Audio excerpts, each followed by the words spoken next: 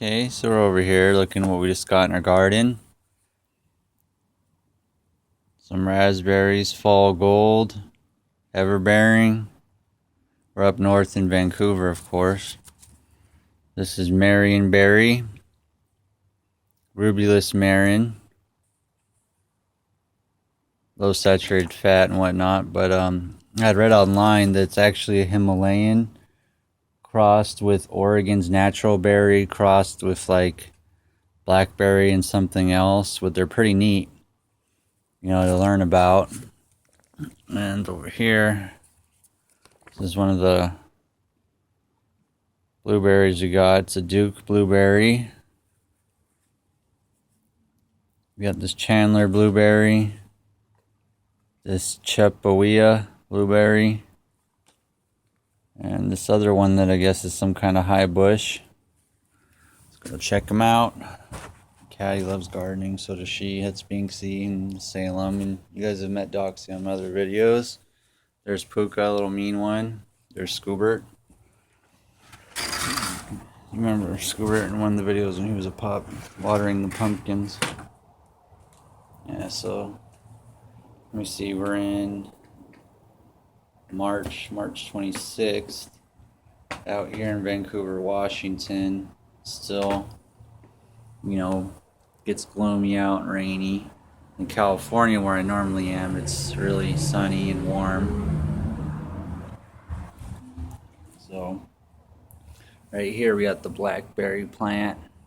That's a raspberry plant. This is one of the wild blackberry plants. They get massive out here. You'll see them, and they'll be larger than these bushes. They'll be like, 20 times bigger, like the size of these houses. They're everywhere out in Vancouver. That's the Marion, the one I was talking about. That's a Himalayan cross. Right here's one of the blueberries. I don't really recall which one it was.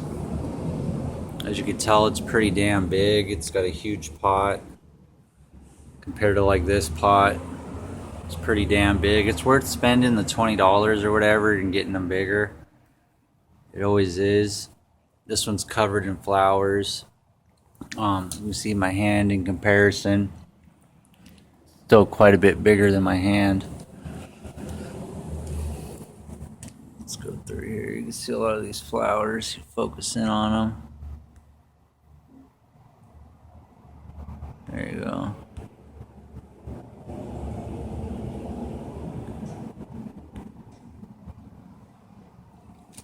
These are some actual blueberries. After they flower, they turn into a blueberry. This is a pretty nice container, Pretty nice, healthy, sturdy plant. It's pretty big already. It's the flowers and they open up. This one has a couple on them, a little different species, but they can cross-pollinate these two. Pretty early in the year, and that one's already covered in leaves and flowers. This one over here, the early girl mist, isn't even coming up yet. It's still dormant. This is the Brandywire. You remember me talking about and growing this strain out in California. Grows well all over the United States, really nice. Right here we have one of the blueberry plants. And as you can tell, it's just barely waking up from being dormant. That's that raspberry plant. Look how well that one's doing. And you see as it's growing, I'm pushing the branches out, pushing them down to make it bushier rather than taller. Increase my yields. The more you top it and the bushier it gets, the more even your crop is. So if I just let the top grow out, all the good berries would be at the top. And instead, I top it and it forces a lot of the nutrients downward and hormones to make all these other tops just as good. Little tip for you guys. But yeah, so I always bend them down. I top it every so often. I'll just cut the top. Cut one of these off or both sides off, and then it'll sprout new ones up. It's pretty cool. So it's got little flowers on it. You see the little balls right there. Those are the raspberries grown in. It's another plant. It's another blueberry.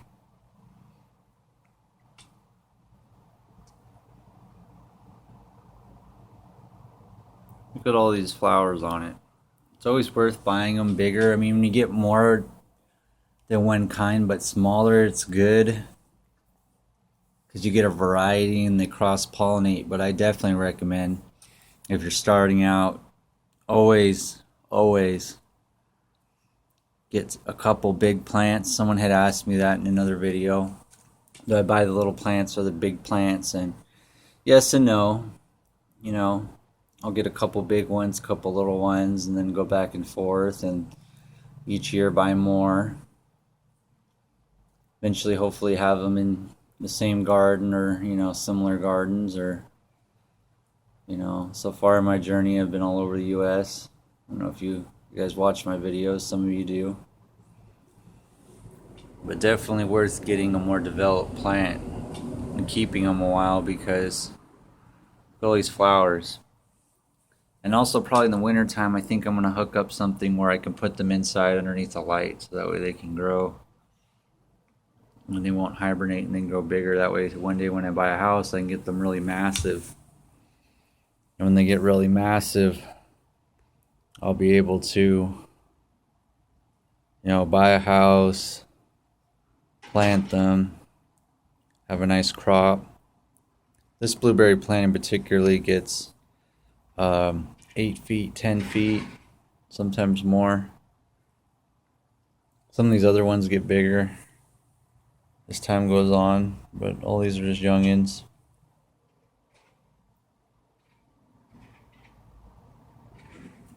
But I'll definitely keep you guys updated on how they grow and what happens.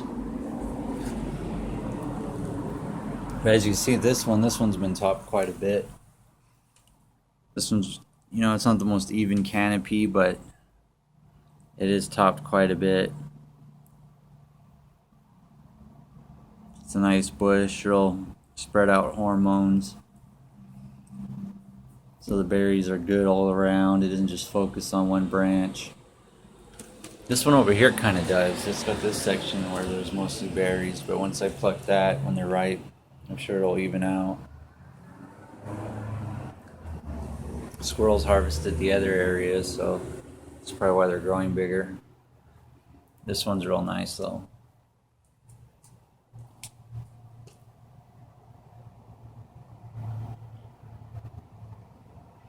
The marionberry is pretty awesome. These are some wild strawberries I put with this blueberry plant while it's sleeping. They're pretty cool. I figured it went with the wild blackberry plant. As you see, this one's a good plant because it's real thick. It's got some bark. It's got growth coming out of all of it. Every single shoot's got growth. That plant too suffered a little. There's a lot of wood chip in there, but oh well, I ran out of soil. I know it's in a cauldron, it's stupid, but it's just for right now. Until spring kicks in. Then I'll have them in just probably a soilless mix. And I'll start doing a real nutrient system on them and getting them ready for when I buy a house and I could plant them seriously in the yard and let them get massive and produce a lot. Only takes 2 blueberry plants to feed one person all the blueberries they would need all year. Maybe 2 blackberry, 6 raspberry. But you start getting in those numbers, you know, of plants, you're gonna have plenty of food.